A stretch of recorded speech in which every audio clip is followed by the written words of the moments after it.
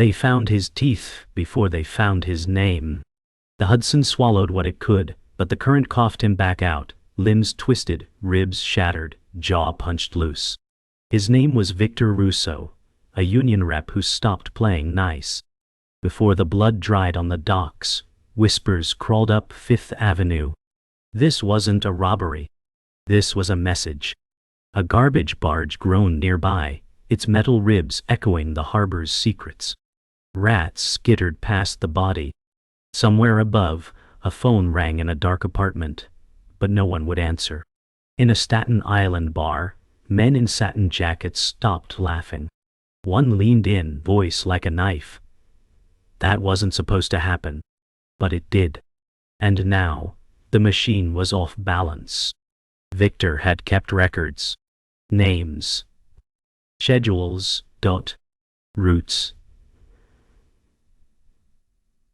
Routes.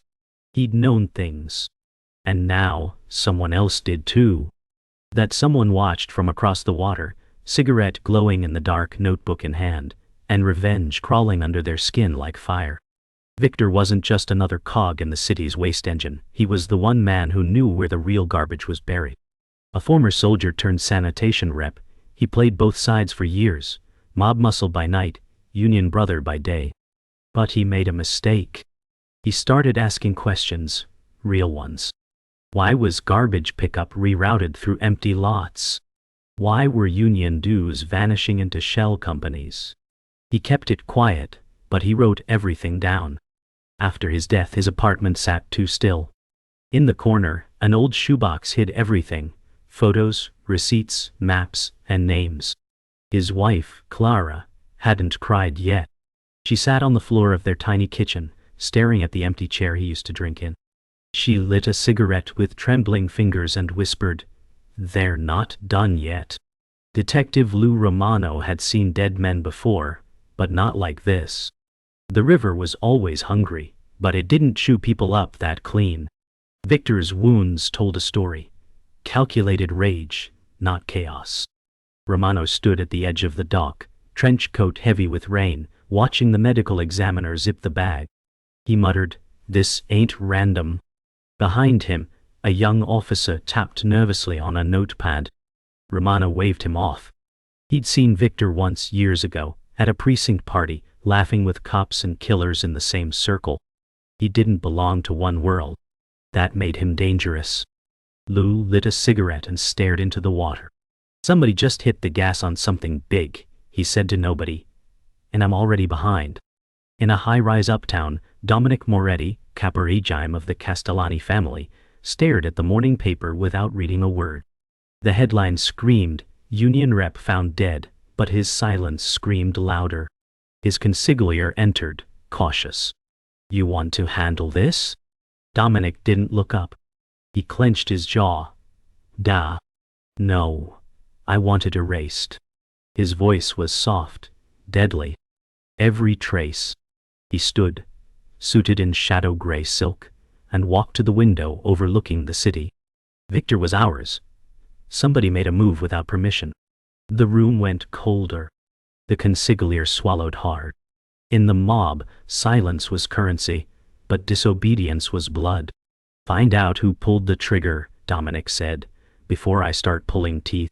Back in Brooklyn, a sanitation truck groaned down an alley behind a diner, its tires hissing against wet pavement. Inside, Frankie Clips, Bianchi scribbled into a ledger, grease under his nails, and a .38 tucked in his belt. He was a collector, not of garbage, but of debts. Frankie had been waiting for a storm, and Victor's death was the thunderclap. He circled a name, one that hadn't paid protection in weeks. Outside, the truck beeped in reverse. Inside, Frankie smirked. "Time to clean up," he said, stuffing the ledger into a brown bag next to a half-eaten cannoli. He cracked his knuckles and walked out into the rain. Blood always washed easy on Brooklyn pavement. Clara Russo hadn't slept in 2 days. The city had changed colors since Victor's death, everything sharper, meaner. She sat on the edge of their bed, staring at his wedding band left on the nightstand. The cops had offered her nothing but condolences and silence. But Victor wasn't just her husband. He was her shield. Now, the wolves smelled blood. A knock at the door made her freeze. Through the peephole, a man in his 30s, scar above his left brow, nervous energy like a lit fuse. He held a manila envelope. Clara opened the door a crack. "He said you'd know what to do," the man whispered, then disappeared into the hallway. Inside the envelope, a cassette tape, a Polaroid of Victor at a construction site, and a key. Clara clutched it all to her chest. The city had taken everything, but it left her just enough to burn it down. At a run-down payphone off Canal Street, Eddie Morales, Victor's former driver, lit a cigarette with trembling fingers. He was never meant to be part of this. But secrets travel fast when death's involved. Eddie had seen something, a meeting between Dominic Moretti's men and a city inspector. Paper passed, hands shook, envelopes disappeared into coat pockets. He called an old number, one Victor made him memorize. "If I'm dead, call this. Only once." The phone rang 4 times. Then a voice. "Where did you see him?" Eddie exhaled. "Dock 47, the night before they found him." Silence. Then, "Don't go home." The line went dead. Eddie looked down the street. A black sedan had just turned the corner. Headlights flared like eyes. His hands started to shake. Too late. In a private locker beneath Grand Central, Clara turned the key from the envelope. Inside, a shoebox wrapped in duct tape. She peeled it open, photocopies of tax records, union payroll, and offshore transfers. Everything Victor had gathered. But there was more, an audio cassette labeled Sunday Meet, Greenpoint. She pocketed it and closed the locker. As she exited, a janitor watched her too closely. Older, wiry, eyes like razors. She ducked into a stairwell, her breath tight. The janitor walked past, slow, deliberate. He wasn't cleaning. Clara pressed her back to the wall and whispered, "You knew, Vic. You knew they'd come for me too." Somewhere in the city, the recording was already worth a man's life. And maybe hers. In a cluttered studio apartment in the Bronx, Danny Russo, Victor's estranged son, was fighting ghosts. 25, shaved head, tattoos up his neck, and a chip on his soul. He hadn't spoken to his father in 4 years, not since the day Victor kicked him out for stealing union cash. Now he stared at the headline with shaking hands. "Dead in the river." He threw the paper across the room. "Old bastard finally got what was coming," he muttered, but his voice cracked. Danny opened a drawer, pulled out a sealed letter addressed in Victor's handwriting. It had arrived a week ago. Unopened. He tore it open. "If something happens to me, find Clara, protect her." Danny sank into the couch, guilt flooding in like a broken levee. He had no idea how to be a son, but he still knew how to fight. Detective Romano stood in the precinct basement, cassette tape spinning inside an old reel-to-reel machine. The audio was scratchy, garbled, but the voices were clear enough. Moretti, city officials, bribes, and a name. His own. "Romano, keep it quiet." He stopped the tape, blood draining from his face. Years ago he made one deal, one envelope under one table. He thought it was buried. Now, it was a time bomb. Romano slammed his fist on the desk. "Victor, you son of a bitch." But he wasn't angry at Victor. He was terrified. If the tape got out, he was dead, cop or not. Romano lit another cigarette with shaking hands. "I'm gonna fix this," he muttered. "No matter who I have to bury." The cassette was in Clara's purse, but now she needed a player. She walked into Ray's Pawn on Atlantic, a dusty storefront that smelled of rust and regret. Ray, an ex-con with twitchy hands, squinted at her. "Haven't seen you since Vic's wedding." Clara dropped the cassette on the counter. "Need to hear it." Ray eyed it like it was ticking. "You know what this is?" She didn't flinch. "Just play it."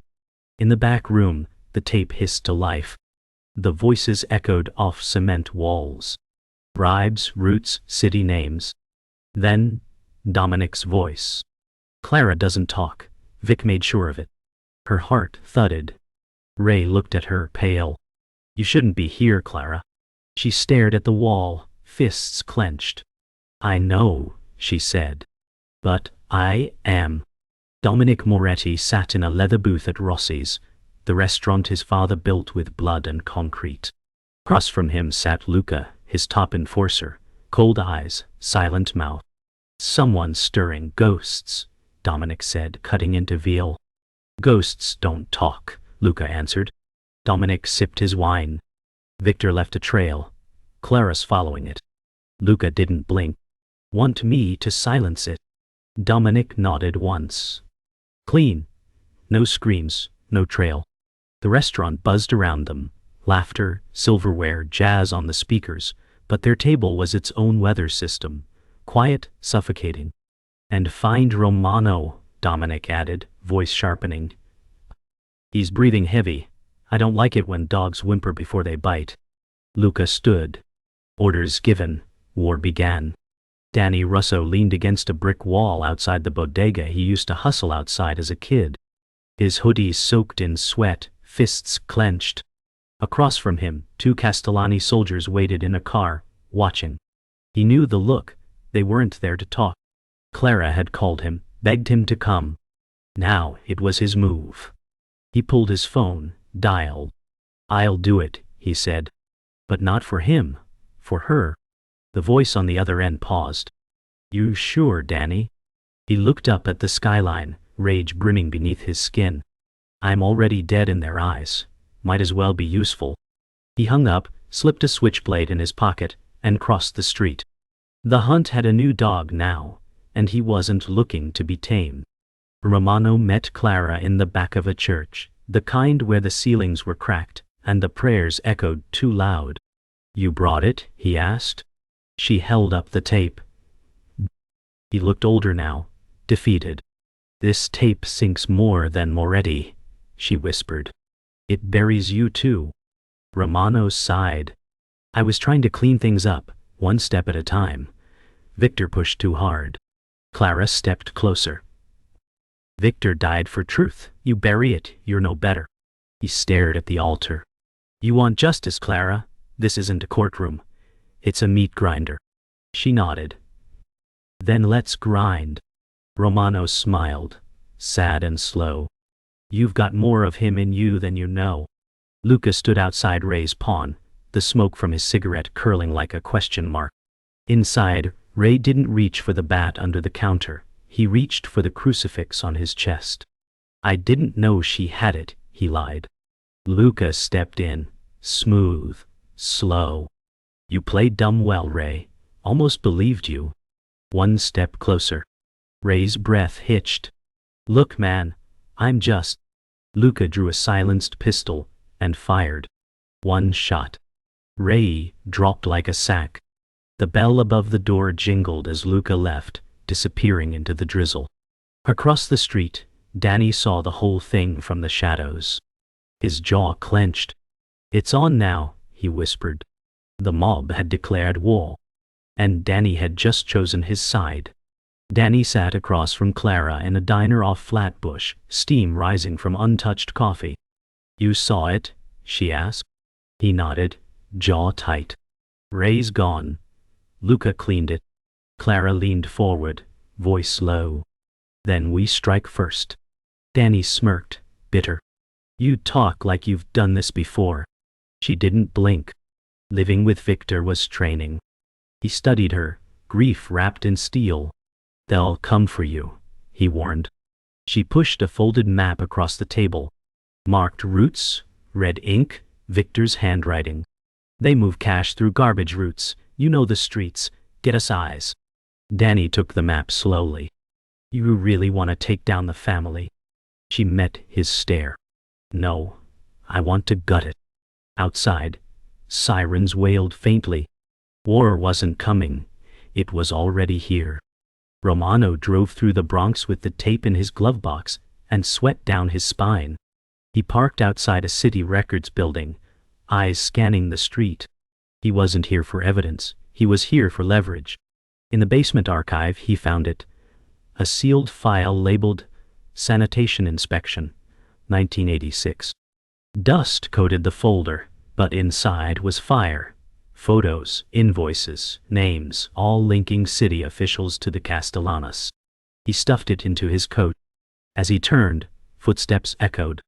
A shadow moved fast, metal glinting. Romano ducked just in time, fists slamming into the attacker's gut. They wrestled, crashing into shelves. The man fled, leaving blood and breath in his wake.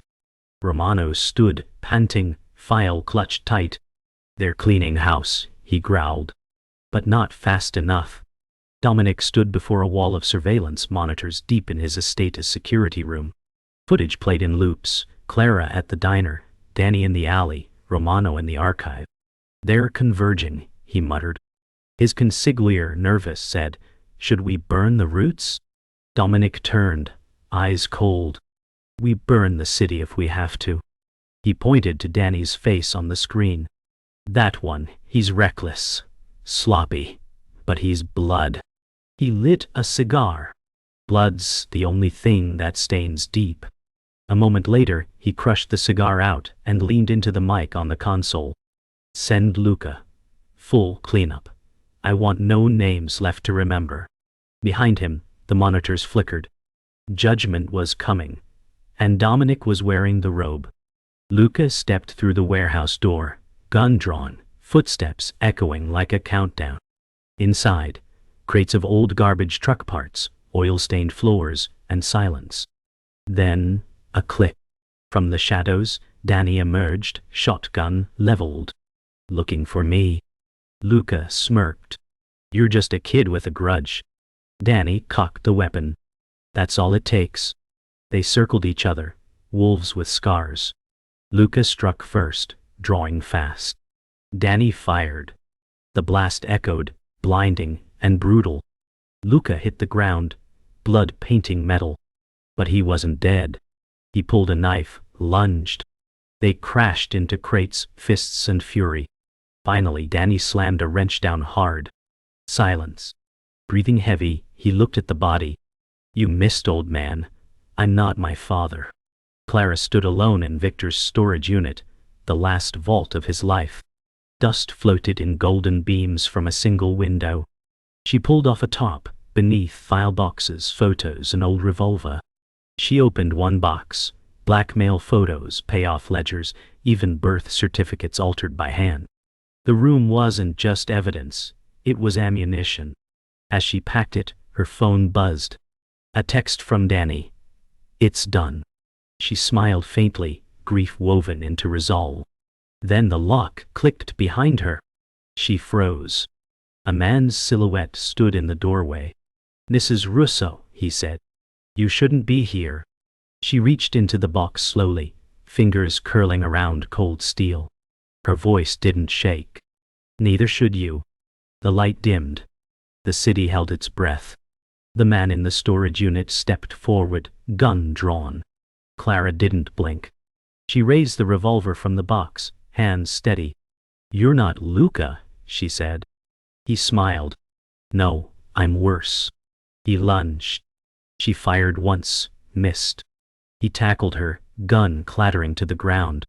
They wrestled between boxes, her elbow catching his jaw, his fist smashing into her ribs. She scrambled, grabbed a metal lid, and swung. He dropped. Blood oozed. Gasping, she stood, shaking. Her coat was torn, face bruised, but the fire in her eyes burned hotter than ever. She grabbed the revolver and the files. "Victor died fighting," she muttered. "I'll end this living." As she left, sirens wailed faintly outside. She didn't flinch.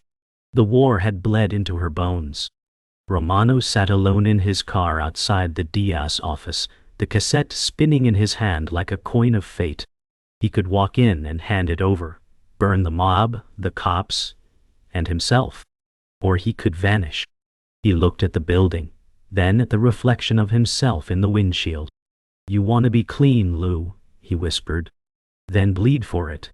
He stepped out, tape in hand. Halfway up the steps, a black car screeched to a stop. Gunfire exploded.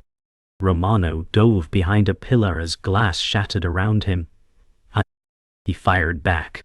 One shooter dropped, the others peeled off. Romano rose slowly, blood on his sleeve, tape still in hand. "I guess we're past forgiveness," he muttered, limping toward the door. Danny broke into the Castellani waste depot, under cover of night, flashlight darting between rows of garbage trucks. Clara's map had been right. This was the heart.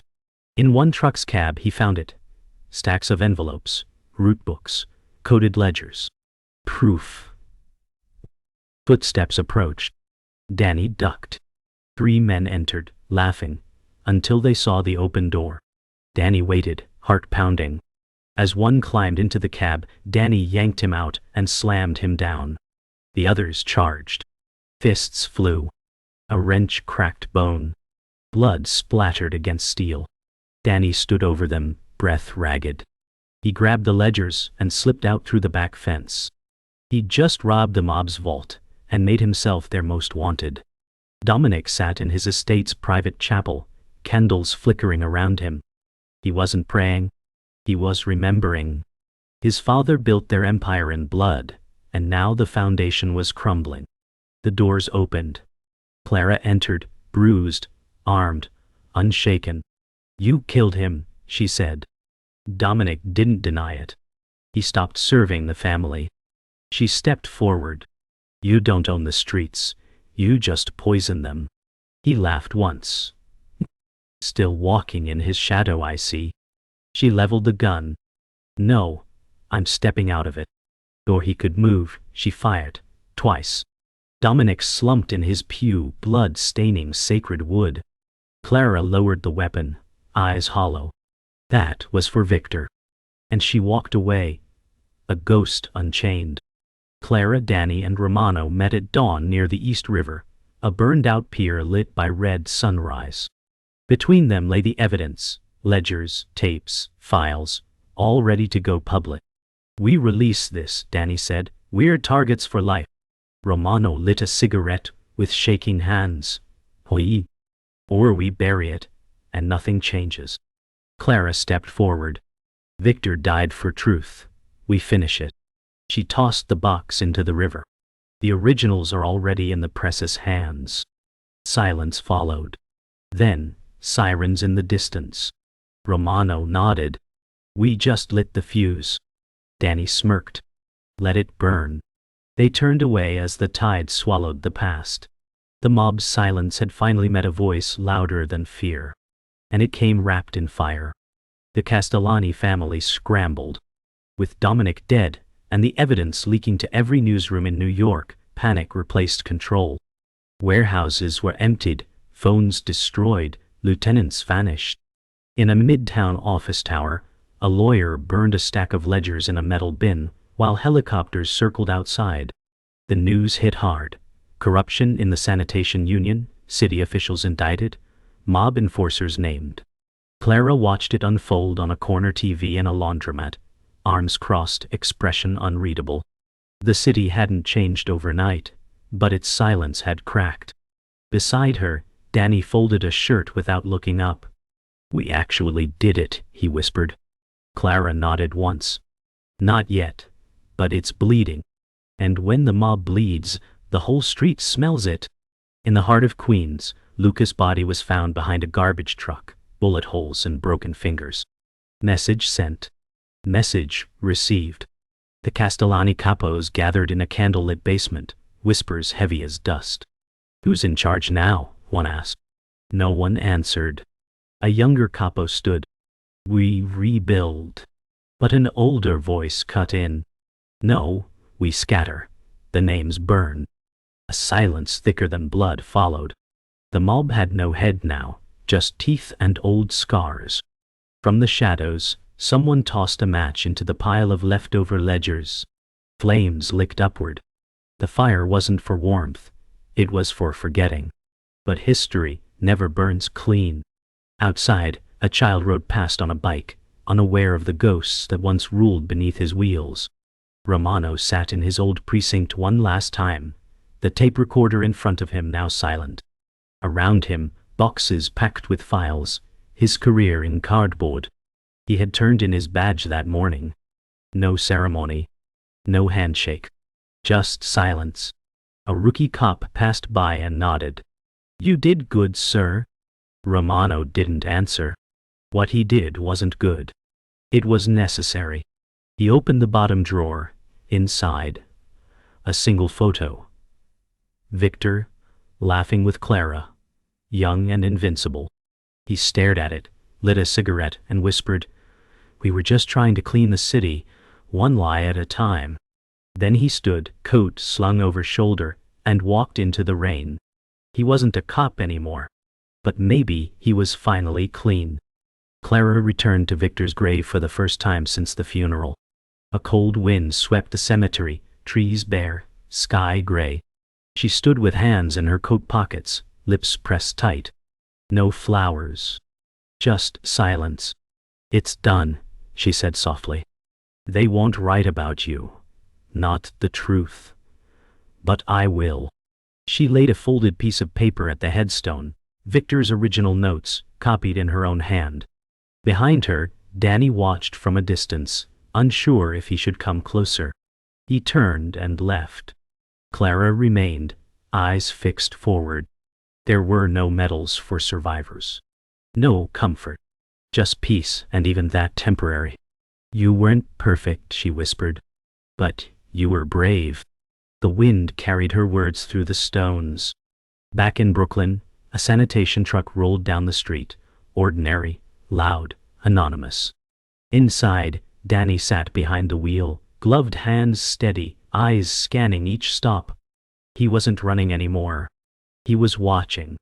The Castellanis were scattered, but their rot ran deep, and someone had to make sure it didn't grow back. Behind him, another worker cracked a joke. Danny smirked, but didn't laugh. In the mirror, he caught his own eyes, harder now, older. The truck pulled away, wheels churning over wet pavement. He wasn't a son of Victor Russo anymore. He was something else. Maybe not a hero, but not a ghost. "You wanted justice, Pop," he murmured. "Guess I'll keep collecting." And the engine roared on. 3 months later, the news cycle had moved on. Headlines now screamed politics, war, celebrity scandals. But in a quiet Bronx library, Clara typed her final sentence. The manuscript was done, Empire of Waste, the true cost of silence. Her fingers hovered over the keyboard, then slowly retreated. This wasn't just Victor's story, it was hers, Danny's, Lou. A web of blood, betrayal, and voices, no longer afraid. She saved the file, leaned back, and exhaled. For the first time in years, the weight on her chest lifted. Outside the window, life moved on. School buses, barking dogs, old men arguing on the stoop. She watched them, letting the stillness settle. Then she smiled. "You were right, Vic," she whispered. "The truth always leaks." Romano stood at the edge of Coney Island Pier, cigarette between his fingers, trench coat flapping in the wind. He didn't come here for peace. He came for silence. Behind him, the city still pulsed, hungry. In front, the sea offered no forgiveness, only forgetfulness. A kid nearby cast a fishing line, whistling an old Sinatra tune. Romano smiled bitterly. "Whole damn city's got amnesia," he muttered. He reached into his coat, pulled out his badge, old, worn, dented. He looked at it a moment longer, then threw it into the ocean. It spun, glinted, vanished. "That's all she wrote," he said. The waves roared back. There was no redemption, no legacy.